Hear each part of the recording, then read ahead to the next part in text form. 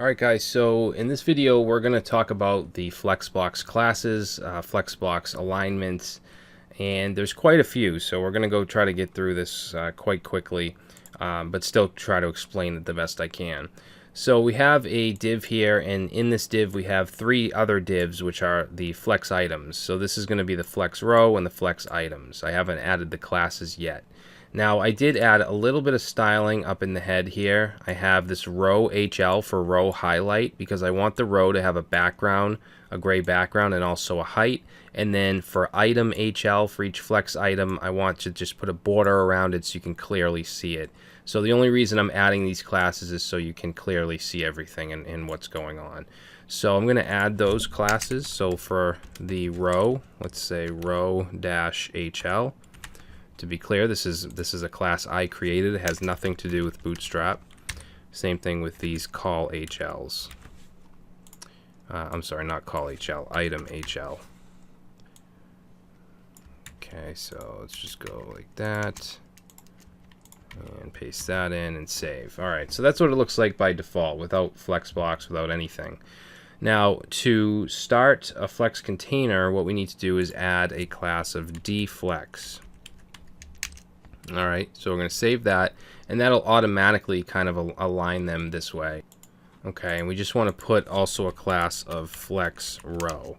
Now save. Now flex row isn't going to change anything because that's actually the default. We have flex row and we have flex column. Okay, flex column is going to be aligning them vertically, and we'll go over that in a little bit. So each of these divs right here, we don't really have to do anything. I'm just going to add a little bit of padding, so I'm going to add a P4 to each of these. And again, this has nothing to do with Flexbox. It's just I just want to add a little bit of padding. Alright, just so we can kind of see it a little better. Alright, now in addition to flex row, we have flex row reverse. So what I'll do is just copy this and let's paste that in here and say flex row reverse. And what that's going to do is it's just going to put them on the other side of the row. Okay. So now let's talk about justifying the content. What we'll do here is just copy. Let's copy this, and right under justify content, we're going to add a class right here to the same div that has the dflex and the flex row, and we're going to say justify content start. Okay, we saw this with the grid system as well. And we'll save that, and that's going to be the default. Okay, so we're not going to see any change there.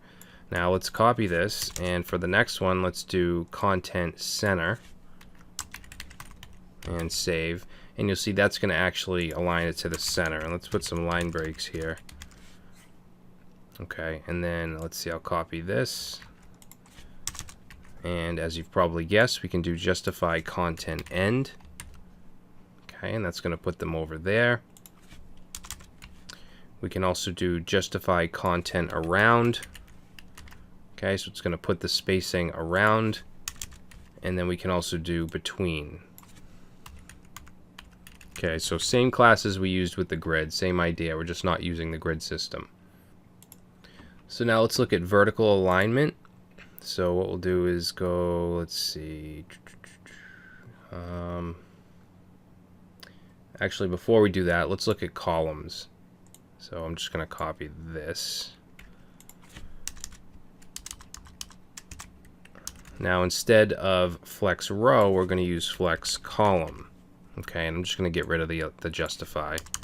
And let's save that and see what happens. So basically, it's just going to be the same thing, but it's going to be vertical. Okay, and in addition to that, we also have column reverse, just like we have row reverse. Save that, and now you'll see that the columns, the rows are on the bottom instead of the top. Alright, so now let's look at some vertical align items. So let's see, we'll just grab this. Okay, we'll paste that in. We only need one of those BRs. And let's change this to align dash items dash start. And save that, and you'll see that it's aligning them to the start, to the left. I'm sorry, not to the left. We're doing vertical align, so it's going to be to the top. Now let's say we wanted to push them into the middle.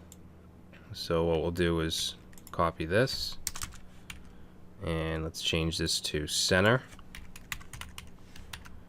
And now you can see that they're pushed into the middle.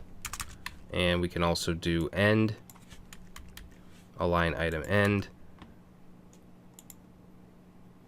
And whoops, what did I do? Oh, I switched them around. This should be center, and this should be end. Okay, so now these are aligned to the center, these are aligned to the bottom of the end. Now, in addition to start, center, and end, we also have baseline and stretch. So let's go ahead and copy that. And let's change this to baseline. Okay, so baseline is basically the default. And then we also have stretch. And stretch is going to do just that. It's going to stretch it out to go from top to bottom. Okay. Now we can also make these vertical alignments responsive. We can add the breakpoints. So let's say we just want align item center on medium screens. We can do that. So I'm just going to copy this. And let's go ahead and paste this in right here. And all we want to do is add in a -MD -center. Okay, so notice that these are aligned in the center on medium and up. Let me just disconnect these. So medium and up, it's going to be on the center, but once we get down past medium, you'll see that it goes back to, it's going to go to stretch.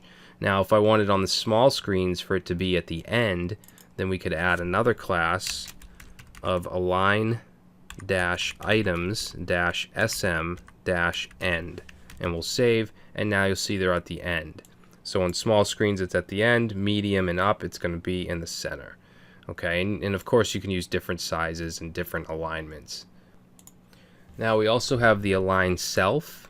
So what I'm going to do is just, I guess I'll grab this right here. And let's go right under align self. And for this, I'm going to just remove the align items. And then we're going to add on to these classes here. I'm going to add 2 more of these. Okay, so for this first one, we're going to say align -self start. Okay, so we get align self start, and then let's do align self. Let's see, we'll do self end or self center. Align self end. Okay, we also have align self baseline. And we also have align self stretch. And let's save. And now you can see we can align each one. And at the same time, we have responsive align self as well. So if we copy this, let's go ahead and just, we'll just add an MD. So for medium screens, whoops.